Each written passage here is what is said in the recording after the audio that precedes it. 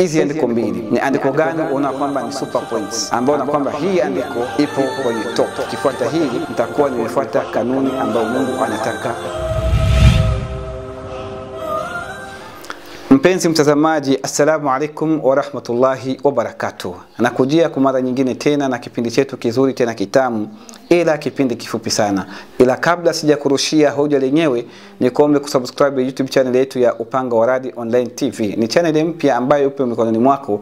Usishike kwa mazoea ya kuniona kwenye Dark TV1 ukajua ndo huyo, lakini hii ni channel special kwa ajili ya kurekebisha hoja potofu za Wakristo. Na mada iliyoko hapa katika meza yetu siku hii ya leo ni maandiko haya mawili, kunako Yohana 14:6 vile vile na kunako Qur'ani 3:31. Yohana 14:6 inasema hivi: Yesu akasema, mimi ndimi njia na kweli na uzima, mtu haji kwa Baba ila kwa njia ya mimi. Hoja la kwanza ni Yesu anaonyesha kwamba watu hawaendi kwa Mungu isipokuwa kwanza wanapita kwake, kwa kuwa yeye ndiye njia. Hakuna mjadala katika hilo.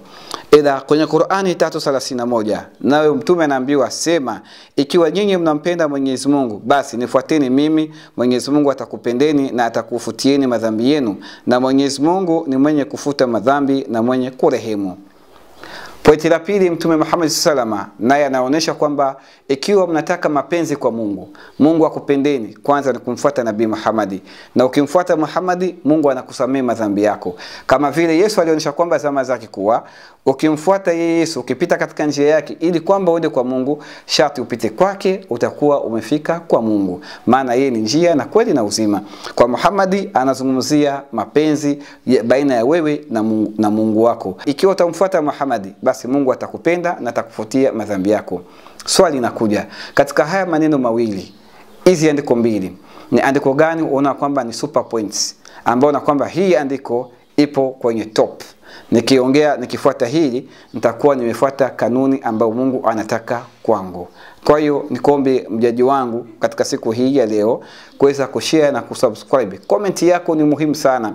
Kwa hiyo hapa siombe ushabiki, lakini naomba imani yako.